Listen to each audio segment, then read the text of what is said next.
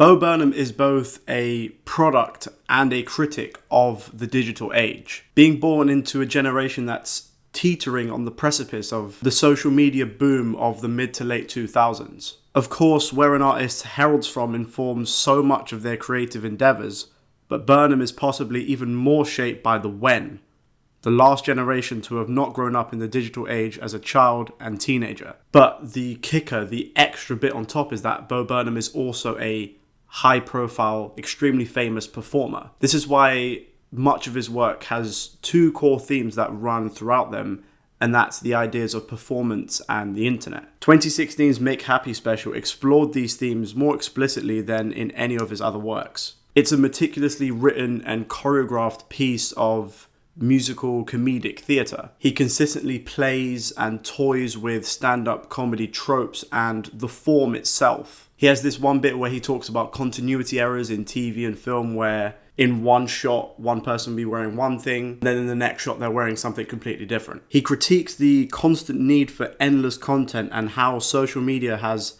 essentially fostered a need to always be performing to an audience in his idiosyncratic meta kind of way, of course. Burnham closes out the Make Happy special with a Kanye West inspired rant/song, which is perfectly nailed on, ranting about the insignificant things that annoy him, like the size of Pringle cans and the structural integrity of Chipotle burritos, before directly addressing his audience, both us and those watching the show live in the theatre, about his relationship with us. If you've ever heard the 2008 Kanye West song Pinocchio Story, you'll see that his influence on Burnham's work runs deeper than merely aesthetically. Pinocchio Story, like Can't Handle This, is a live recording of a song where Kanye addresses his relationship with his audience and fans. Pinocchio Story even has a similar instrumental to Can't Handle This, and it's about Kanye's detachment from real life, his conflicted relationship with his fans, and his position as a performer.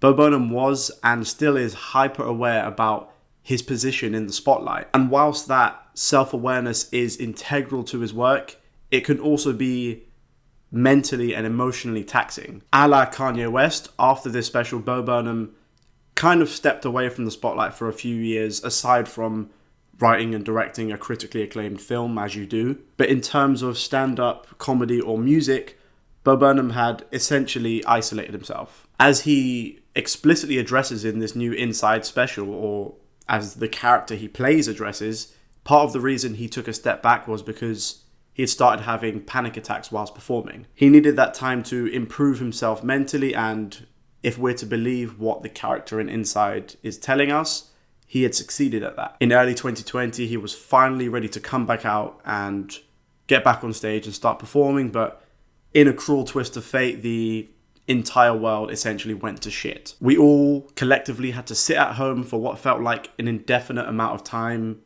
existing in this strange limbo, and out of that, this Inside special was birthed. And pretty much from the moment I finished watching it from the first time, I experienced emotions I don't think I've ever felt watching any really piece of art. Inside not only eschews stand-up comedy, it defies genre, form, and the medium itself. If you may have noticed in the special, Bo Burnham never refers to it as a comedy special, merely a special. Not because it isn't funny at points, because it's downright hilarious at times, but the term and the medium comedy special has now come with these limitations. Burnham has explicitly addressed this before, specifically in relation to how it's common for stand-up comics to never utilize light, space, or sound. It's usually just the comic, a light, their audience, and that's it. It's very predictable and sanitary. Also, this Inside special is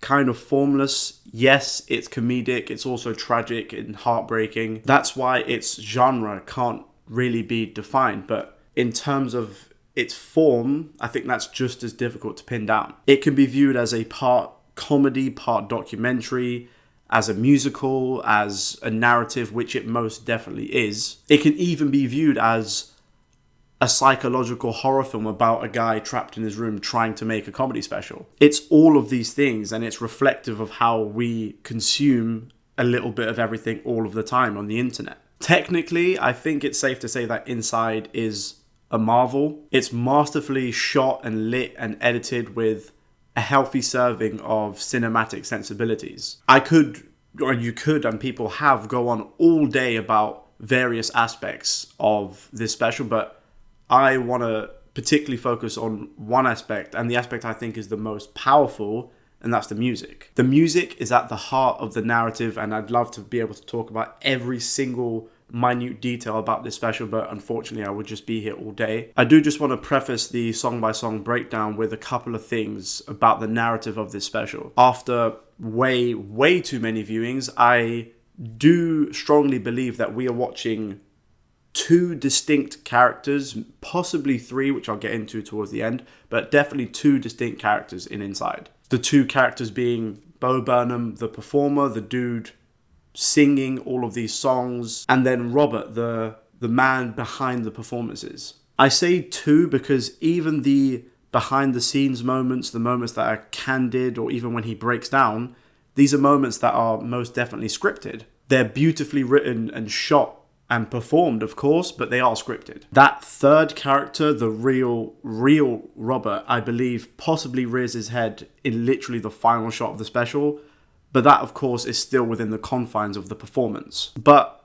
paradoxically, the important thing is that this is of little importance. Bo Burnham has said in his previous work that art is dead and that he is not honest and genuine for a second while he's on stage performing. I think viewing and framing Inside as a film, as if you were going to the cinema and watching Avengers or Batman or anything, allows us to dive into the really important things about this special, not whether Bo Burnham's tears are real or not. Regardless of if they are or not, the effect on myself and the audience is the exact same. Anyway, this intro has gone on way too long. I think I started writing this thing just to distract myself from my obsession with this thing, because I know as soon as I finish this, I'm going to go back to obsessing over every single second of this goddamn thing, which is exactly what I'm doing right now by writing and recording this thing.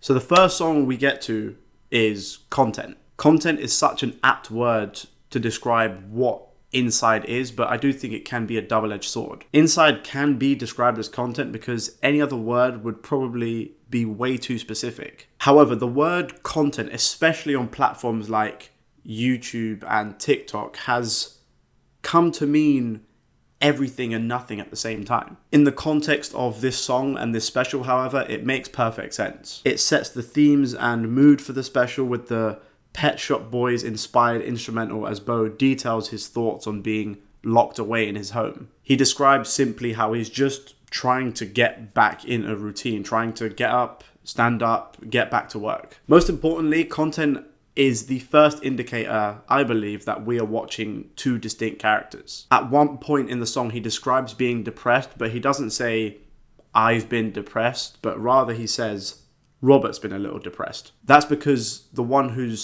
struggling to get to grips with his mental health is Robert, not Bo the performer. The Bo on stage wasn't the one having the panic attacks. It's the Robert, the dude performing the semi-fictionalized version of himself.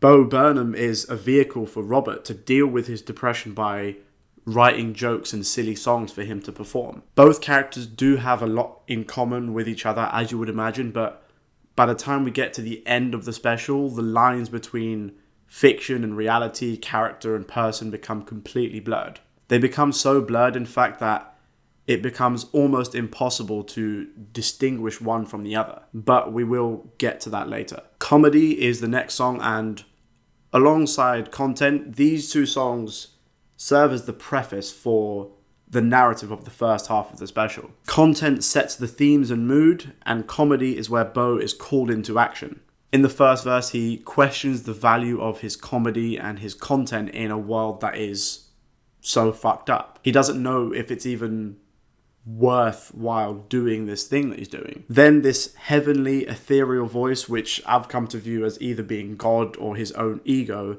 convinces him of the indescribable power of his comedy. Bo becomes convinced that this is his calling to make a literal difference metaphorically. As soon as he comes to this realization of how powerful his comedy is, the entire energy and tone of the song shifts. We get an upbeat synth pop tune as Bo satirically lambasts the intentions of performative white guys who, rather than genuinely care about these issues, care more about letting other people know how much they care about these issues. He musters up the strength to channel his inner white savior, inspired by Sandra Bullock's character from The Blind Side. Of course, this is absurd, and he addresses just how absurd this is. If you wake up in a house that's full of smoke, don't panic, call me and I'll tell you a joke. The house of smoke is literally the current world that's going to shit, metaphorically. Although he seems to acknowledge how insignificant his work is in the grand scheme of things, it's important to note that the entire reason why he pushes on through this special at this point is because of his audience. We are the ones that idolize our entertainers. In turn, that ego and God complex burrows in, and he becomes convinced that their content and comedy is so important and needs to be heard by any means necessary. After this song, we get a string of more overtly comedic tracks. That is this character getting back to work, writing silly songs. FaceTime with my mum tonight is an absolute fucking bop. I think it's proof that Bo Burnham could just be writing straight up pop songs if he genuinely wanted to. Lyrically, this song is something that most 20 to 30 somethings have experienced throughout the past year or so. Interaction with your loved ones being confined to the bright lights of your iPhone.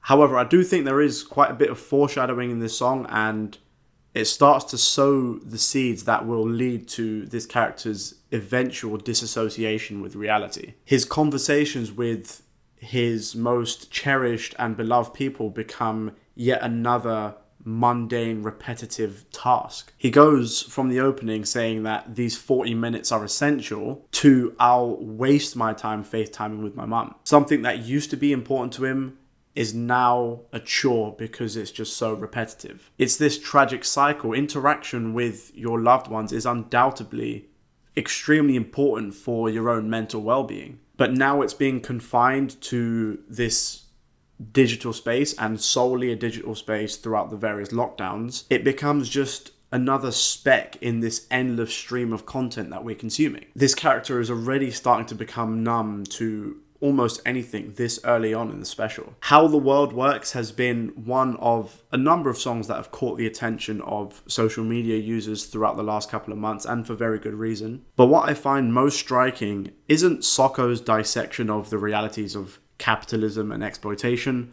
but rather the relationship between him and Bo. Bo opens up the song with a surface level, almost idealistic description of how the world works, with a childlike wonder not too dissimilar from something out of Sesame Street. He then introduces us to Socko, who reluctantly, initially, details to Bo and us just how truly fucked up the entire world is. Bo, after hearing this, takes virtually nothing from what Socko has taught him and instead asks him, how can I help? Socko calls him out on his self-serving, performative bullshit before this character puts him in his place, at one point even forcing him to call him sir. That relationship between these two characters is, of course, a reflection of the relationship between those who may benefit from white privilege and others of marginalized groups. Their attempts to help are way too often a mask just to try and help themselves feel better, to convince themselves that they are genuinely making a difference when in reality you're just standing in the fucking way. What I find even more interesting is the content of some of Socko's arguments. He cogently explains how the way the world works ensures and maintains economic inequality, and how exploitation and blood is the foundation of modern Western society. Then he, kind of without even acknowledging it, delves into the realm of conspiracy theory by claiming that the FBI killed Martin Luther King. It's quite obvious that so much of this special revolves around Bo and our relationship to the internet, and this is such a striking example of that. Conspiracy, falsehoods, and fake news spreads so viciously much quicker than genuine, reliable sources. Even those with reasoned, well-thought-out arguments can fall victim to this. How the World Works may be a way for Burnham to express his genuine views and dissatisfaction with how the world works. But I think that relationship between the marginalized and the privileged is the main point of this song. I do have to say that the visual accompaniment to White Woman's Instagram is genuinely amazing. Just imagining how long it took to set up some of those shots that are genuinely like 3 or 4 second gags shows an insane level of intricacy. Aesthetically, I do think this is a Taylor Swift type song, and I think that's pretty fitting considering her recent embrace of cottagecore aesthetics. Initially, when you first hear the song, it can on the surface sound like needless teasing just for the sake of parodying this basic aesthetic, but like every single moment of this special, there is a bigger purpose. First and foremost, the encapsulation of this entire aesthetic is completely nailed on. The whole point of this song is to make this point that Bo Burnham has made before. And that's how we are constantly performing for one another, curating our own life, essentially. Creating a completely different persona online than what we are like in real life. I think it's pretty easy to spot. I have people in my own life that I genuinely think are nice people in real life. I get on with them pretty well, but I view their online persona and I'm like, I fucking hate this person. The most important thing Bo Burnham does with this song is that he humanizes this character. The titular white woman posts this lengthy caption about it being a decade since her mother passed away and how she regrets that she wasn't there for important milestones in her life. Throughout this song, the aspect ratio has been in the Instagram box ratio, but as this character starts to open up, it starts to widen and eventually fill the entire screen. It does this as this character briefly opens up about something that's beyond the performance of Instagram. However, the aspect ratio pretty quickly reverts back to its original form. Even in these moments of vulnerability and humanity and genuine emotion, it's still within the confines of a curated performance. What adds an extra layer on top of this song as well is the clip that immediately follows it. Bo Burnham sits in this dark room watching his creation of this music video as he edits it before going onto a rant about how nobody can just shut the fuck up for a moment about anything. This continues the core narrative of Inside, where he's constantly questioning the value of his work in comedy, especially when the world is so fucked up as it has been over the last 18 months or so. The next song is Unpaid Intern, and as Bo Burnham says in the skit that immediately follows the song, it's a stupid song. It doesn't really mean anything. It's like 30 seconds of this jazzy number about an unpaid intern going around getting coffee for people and sitting in meeting rooms. The song mainly exists for the following skit, with Burnham using the reaction video format to question his own intentions and the implication of his self-awareness. He begins reacting to the reaction of, to the reaction of, to the reaction to, and so on, with each layer being an extra comment on his self-awareness, as well as allowing an opportunity for self-evaluation. He then starts explaining the meaning and intention behind the song before critiquing his explanation of the song by saying that he has this constant need to feel validated and be seen as intelligent. And then he goes on to critique the critique of the explanation by saying that even if he's self-aware about how much of a douchebag he is, it does not absolve him from being a douchebag. Which I think is true, but for Bo Burnham, it's kind of strange because that level of self-awareness is part of the reason why he has been so popular and endeared by his fans. It recognizes that it means nothing, so he has to go back to his product, which is his comedy, and question the value of it once again. Bezos I absolutely fucking slaps. A tongue-in-cheek ode to Amazon boss and real-life Mr. Burns, Jeffrey Bezos. Not much more needs to be said about this song. Like Socko said in How the World Works, so much of our current society is built on exploitation, and Jeffrey Bezos is kind of the living embodiment of that. He says, Jeffrey, tell us how. Socko already told us how. He hasn't put his back into it like Bo sings, rather the backs of all the overworked workers in Amazon factories around the world. And that's really it. And also the keyboard solo at the end is different gravy. Sexting, to me, is like a Drake song if Drake wrote a song about sexting. It's funny, and it's funnier because it's genuinely good. The chords are moody, the bass slaps, the layered vocals on the hook are really good as well, and In terms of its lyrical content, like FaceTime with my mum tonight, it's something that people in their 20s and 30s can relate to. Of course, during the various lockdowns, the temptation to sext has probably increased tenfold. Another night on my own, stuck in my home, sitting alone, one hand on my dick and one hand on my phone. Strangely enough, I do think that this song is thematically linked to FaceTime with my mum tonight, in the sense that personal relationships, whether they be sexual, platonic or familial, have been confined to this digital space over lockdown. Just like FaceTiming your mum, it becomes repetitive, boring, mundane. And once again, you eventually start to disassociate. He says another night on my own, even though he's sexting quite explicitly with another person,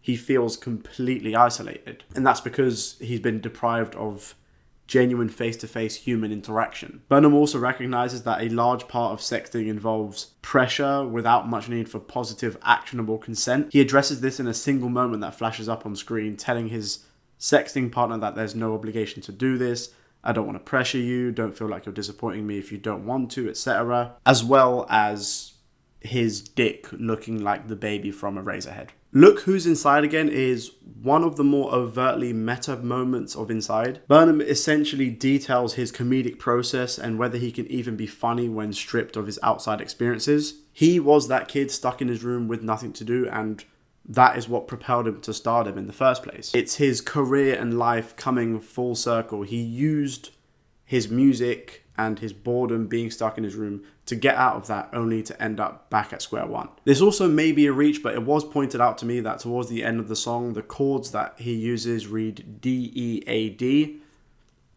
You can read into that what you will. The closing lyrics are, now come out with your hands up, we've got you surrounded. I think that single lyric is important for a couple of reasons. Firstly, it leads directly into the song Problematic, where he confesses all the shitty things that he's done as if he's on trial. It also foreshadows the closing images of the entire special, which we will get to later. Problematic is one of the words of the last decade. Bo Burnham's previous work has been described in such a way. This song performs a few functions at the same time, and I think it has an extra purpose that might not be immediate when you first watch it. Most obviously, he uses the song to confess and admit that yes, I have done some questionable, shitty things in my past. But what he does is he goes once again a step further and critiques and questions his own admission of guilt. You'll see it at least like once or twice a week now where a high-profile celebrity or content creator or whatever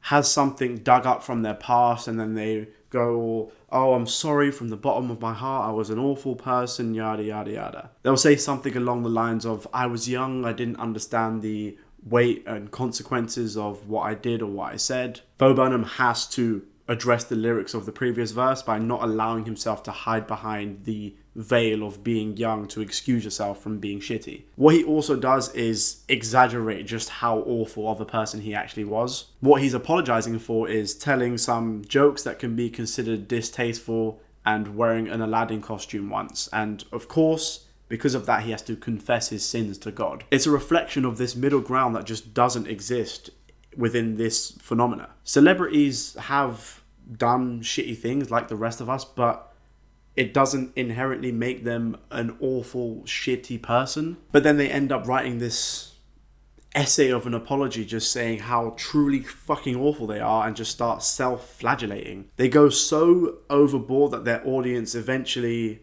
says things like, oh no, you're not a bad person, you've made mistakes, but you know, you're not that bad. And then they eventually become the victim through their own over-exaggerated apology. The last thing about this song is that it has the most overtly religious imagery of the entire special, but we can't ignore the fact that up to this point, Bo Burnham has effectively resembled a Western incarnation of Jesus. In the song Comedy, he literally gets this higher calling from this ethereal being. And by the time we get to Problematic, this savior character has succumbed to earthly sins. He needs this forgiveness from this God character, or the God of comedy, or whatever you want to call it. And that's why he has this crucifix imagery throughout the song. He needs that forgiveness to continue making this special, and whether he gets that or not is left completely ambiguous. The song ends with Bo just singing, I'm really fucking sorry. 30 is the turning point for the entire special, and it's where things start to get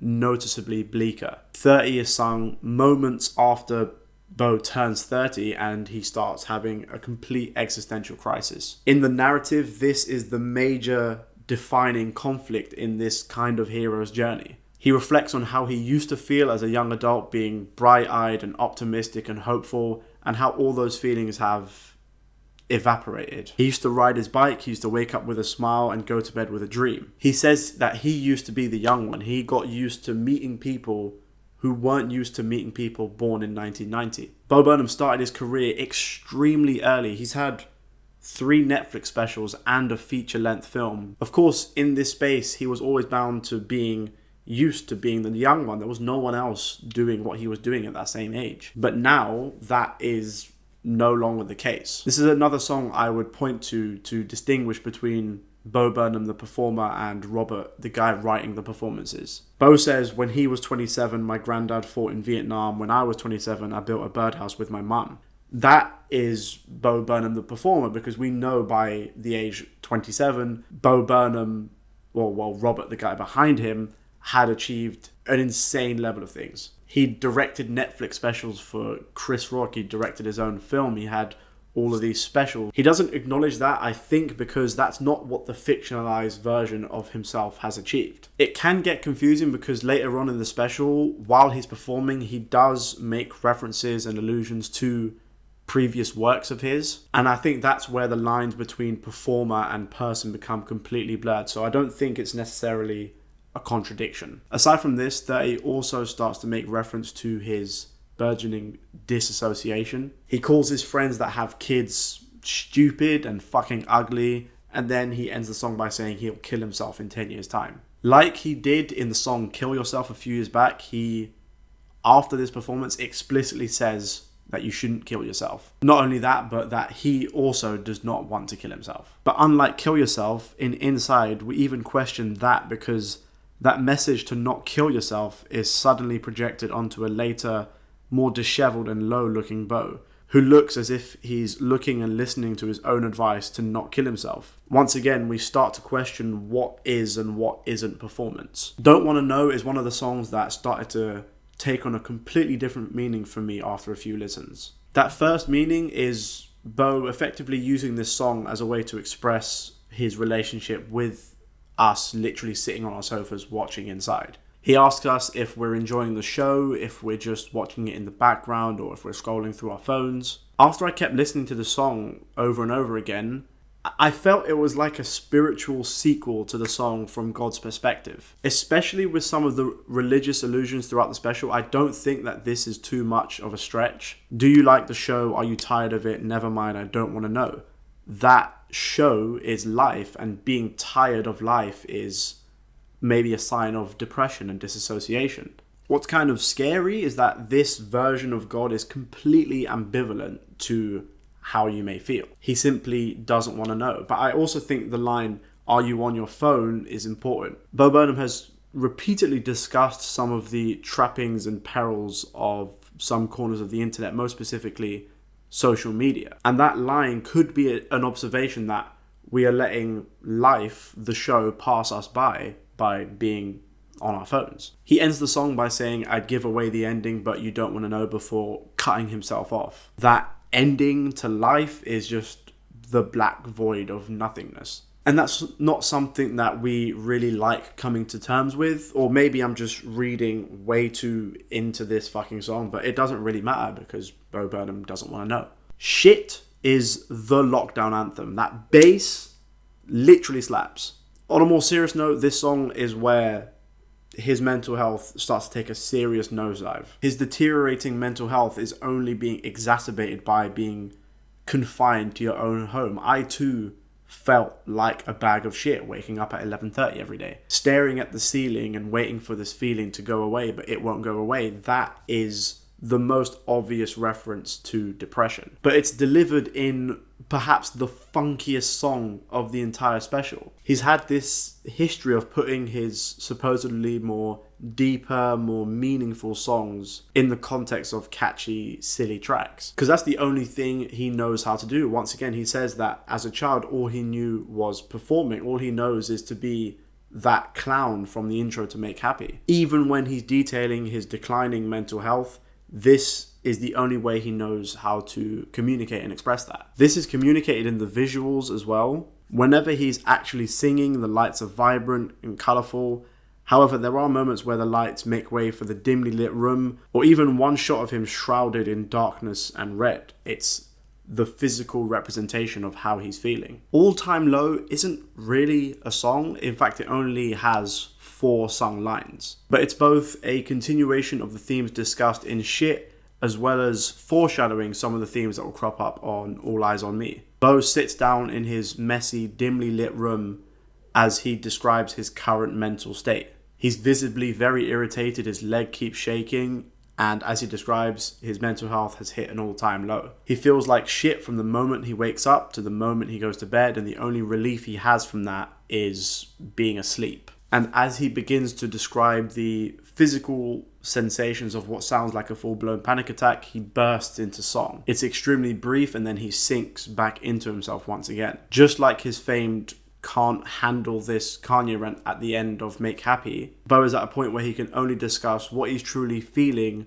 within the confines of a performance. You can tell them anything if you make it funny, make it rhyme. But unlike that, this song literally contains not one single comedic line. It's delivered in a way that comedy is suggested, but it's never actually delivered. His reality is starting to fracture because of his declining mental health, and that only gets worse as we get to the final leg of the special. Welcome to the Internet has been the song that has caught everyone's attention on the internet. Even with people who haven't seen the entirety of Inside, it's been trending on YouTube. It has I think nearly 20 million views. And that's no accident. This song describes a reality that we all share, even if it's something that we don't necessarily notice at all times. The song is framed like a villain's theme song, with Bo playing essentially the personification of the internet itself, like the devil tempting you in with fame and fortune. Bo begins to list all the types of things you can indulge yourself with on the internet without discrimination. A tip for straining pasta, or a 9-year-old who died. Here, you can have it. You can have it on your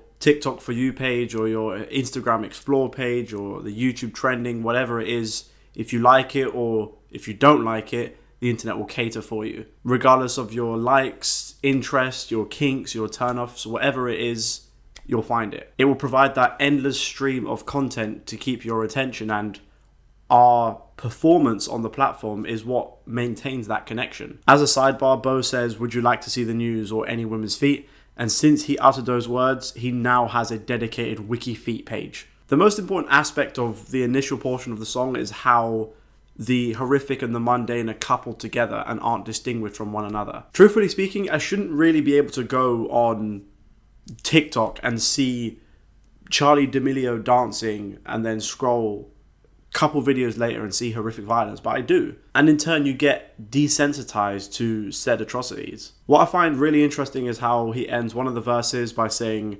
"Obama sent the immigrants to vaccinate your kids." It's the only line of the verse where the music completely drops out and every single syllable is punctuated by a quick cut to different cameras. It somehow stands out amongst all the other content, and that's because falsehoods and misinformation spreads like wildfire. Unfortunately, this kind of news grabs people's attention more immediately than any news from a trusted source. The chorus is a summary of the message of the entire song. Can I interest you in a little bit of everything all of the time? Apathy is a tragedy and boredom is a crime. That's 2021. We have been deprived of the opportunity to experience boredom for prolonged periods of time. You get constant, non-stop, bite-sized flashes of information and news and content. You get a small snapshot of everything you can imagine. You get a BuzzFeed quiz, and then you get Israeli-Palestinian conflict. You're scrolling and then you see James Charles,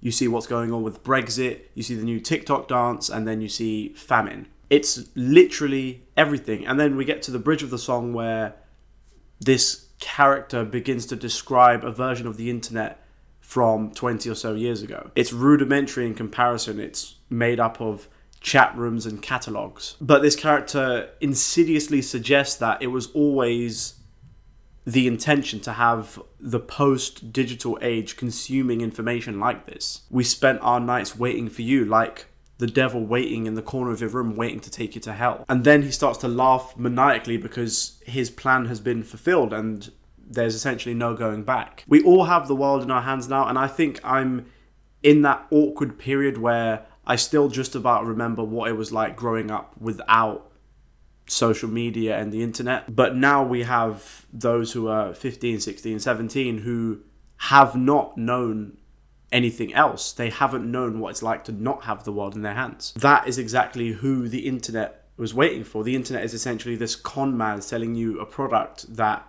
you can't shake your addiction from. And that product has some tangible psychological effects. One of them in the special leading to derealization. Like Bezos I, Bezos II just fucking slaps. There's not much more to say about Bezos II, really. Maybe the line, "Congratulations, you did it," is sarcastically alluding to the work that was putting in Bezos I by fucking their wives and drinking their blood. That funny feeling comes next, and I feel if Inside is a modern tragedy story, Welcome to the Internet is the climax after the rising action, and that funny feeling is the falling action. This is where the effects of the climax are thoroughly explored and discussed. After the non-stop, constant feed of information, entertainment, and everything in between, our protagonist has succumbed to the luring gaze of the internet and, in his own words, experienced total derealization. That funny feeling is an intimate,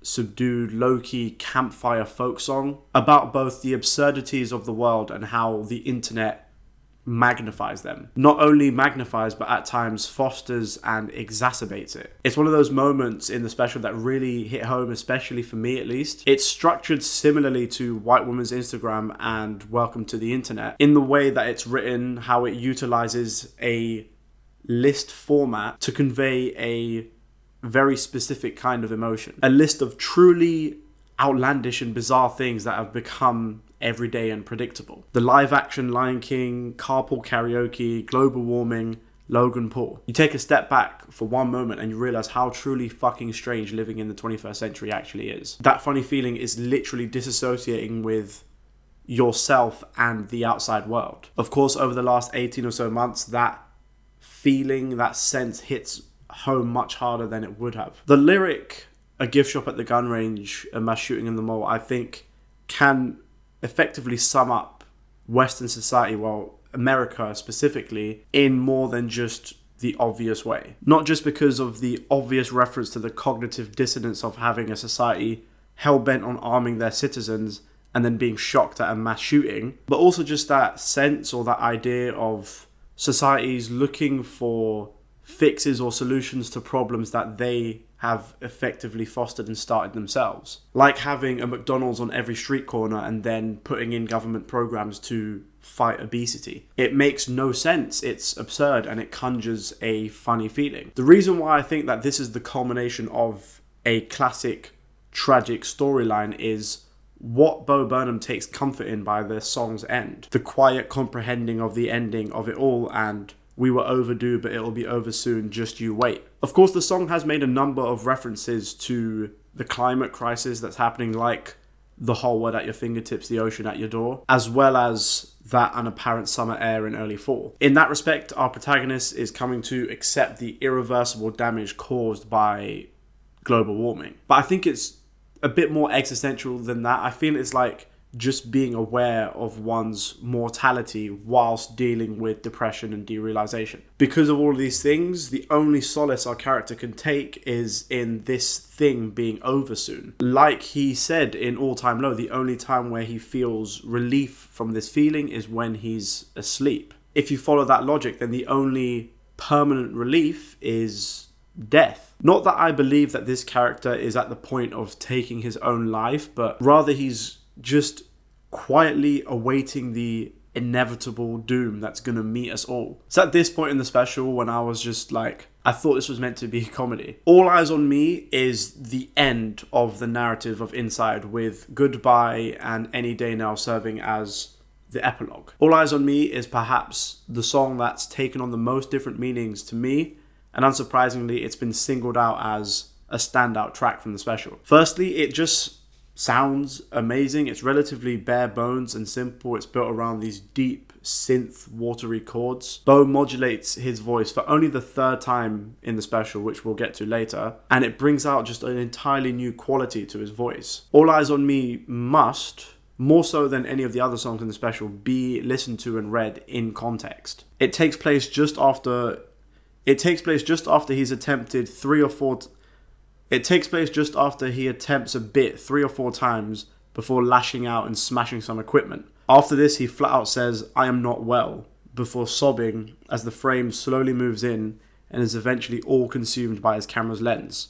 Then All Eyes on Me begins to play. This character has now been completely consumed by his deteriorated mental state, and this is the result. I see All Eyes on Me as a spiritual companion to Can't Handle This, except that there's no attempt to even make a joke. The crowd laughs as he details his panic attacks on stage. The closest thing to a joke is the most overt reference of the entire special to the current COVID-19 pandemic, with him saying the funniest thing happened. But that's it. In contrast to the opening song, Comedy, where our character was revealed to the indescribable power of his own comedy, he is now at a point where he has completely lost all faith in that idea through both how fucked up the outside world is and what's going on inside of his head. The only thing he has left is our attention. He needs it. He desperately needs us to get our hands up. This character needs our adoration, but because of the pandemic and also his deteriorating mental state, this has to be through the medium of the internet. We're going to go where everybody knows everybody is the internet, the place where we're completely connected but alone at the same time. Coming back to the use of his voice, the only other 2 times where he had modulated his voice is when he had been inhabiting a distinct character, and that's the godlike figure in Comedy and Socko in How the World Works. He's singing in this way to, well, what I believe to represent the fully formed disassociation that has gotten him to this point. The end of our character's journey is him realizing that this attention and need to be seen is the only thing that gives him even a sliver of happiness. Convincing himself that he is special and one of a kind, and convincing himself also that what's going on in his head is some kind of singular experience. Once again, so many of these lyrics could be applied to existential thoughts as well. Are you feeling nervous? Are you having fun? It's almost over. It's just begun. Is both a meta reference to the fact that this song is one of the final moments of the entire special, but you can just as easily apply that to life itself, or to his aforementioned panic attacks as well. Regardless of how you read it, this song signals a tragic end to this character's quest to try and heal the world with his comedy. Goodbye wraps up inside in a perfect bow. Bo incorporates melodies and lyrics from other songs, most notably Welcome to the Internet and Look Who's Inside Again. The character has gone from the person trying to heal you and heal the world and be that help in a time of need, the guy telling you a joke when the house is full of smoke, to the person that needs the reassurance and the distraction. Call me and tell me a joke.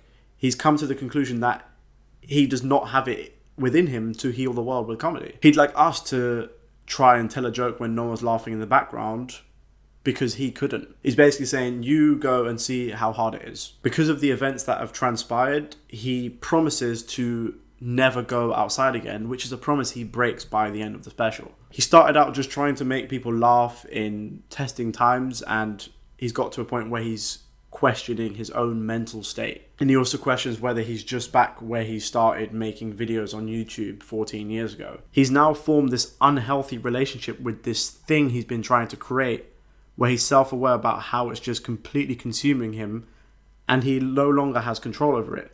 But he doesn't want to finish it either, because he'd have to go outside and live his life once it's done. It's become the only distraction, the distraction that he was trying to give us. The callback to Look Who's Inside Again, I think, is the most important point in this song. It's now sung with these modulated vocals like an all-knowing, sinister thought. It's now sung with these modulated vocals like an all-knowing, sinister outside force telling him or forcing him to come outside again even though he might not want to. This unnamed entity is effectively dragging him outside, completely ignoring the fact that the last time this happened, he was having panic attacks on stage. I think it's pretty easy to see that this entity represents us. It represents the audience. And this passage directly feeds us into the final moments of the special, where Bo is in his room, now empty, lured outside by the light creeping through the door. He steps out and is greeted by a spotlight and the applause of a disembodied audience. He almost immediately starts having a panic attack and desperately tries to claw his way back inside. But the door is locked. He has to stay on stage and perform. For me, this is an extra layer of tragedy that would have been tragic enough if it ended at All Eyes on Me. But even after this, Bo hasn't quite finished, and there is just an extra shot to end it. It's of Bo seemingly watching the end of the entire special we've just watched on a projector, and he cracks a small smirk. He's content with his content. This is why I say that we've possibly been watching three characters. There's Bo Burnham, the performer, Robert, the guy writing the performances, the guy having a breakdown, dropping his camera, and then in this final shot, the real Robert, the guy who wrote and meticulously crafted every element to the special, even the candid moments, the guy behind the fabricated breakdowns, the guy who did 3 or 4 or 5 takes of himself crying into a camera. It's yet another layer of performance, as if there aren't enough layers already. Once again, like Bo has said, he is not honest on stage for a second. I do think in this one moment, I think it's so strange because it's literally one shot, and I think it's the most honest I've ever seen him in a performance ever. And it's one single shot. He's satisfied with this final product, but then it's another scripted moment. It's another layer of performance. It's an extra layer of performance. There's too many fucking layers. Any Day Now is the song that plays over the credits as Bo and what sounds like Socko have this little duet together. It will stop any day now. That's the only lyrics. Whether he's talking about the special itself, his depression, or his life is left completely up to interpretation. Which is what I believe is the point of this entire special. Honest art gains value because it allows its audience to infer themes and meanings that may not have been initially intended by the artist. It becomes a shared experience bigger than the artist itself.